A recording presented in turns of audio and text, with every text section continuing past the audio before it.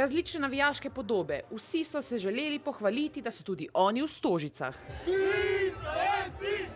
Gneča kot običajno za vstop v dvorano. Mnogi, ki obožujejo in s srcem spremljajo košarko, so ostali brez vstopnice.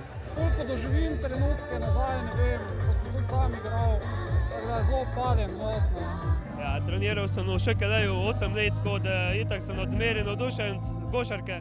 V navijaškem središču pa tokrat nekoliko manj ljudi, a dobro razpoloženih.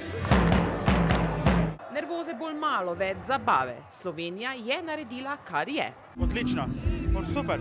Zabavni so, res so dobri. Preveč pričakujemo od njih, ampak dobro. Košarka je vase potegnila celo glasbenike. Moram reči, da sem gledal prvo tekmo in pa sem gledal še drugo in me je zadeva prevzela. Navajen nastopov, tokrat s tremo.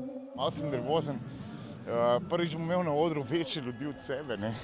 Mnogi so pokukali še v poseben avtobus, ki promovira svetovno prvenstvo v Španiji, kamor so se Slovenci že uvrstili. Kapo dol. Dobri so, trudijo se, bodo veselje tudi naš navijačev in mislim, da tudi njih. Veselica in čakanje na junake, kot so jih poimenovali na Košarkarski zvezi Slovenije. Vsakem čast. Zadovoljna zato, ker je bila slovenska publika zadovoljna, ker so bili ljudje zadovoljni. Končno so le prišli in znova pokazali, da so eno. Vsi so svoj govor začeli s priljubljeno frazo Zorana Dragića. Zabavni in razigrani, nasmejani in sproščeni. Kamen se je odvalil od srca. Pa zaradi vas!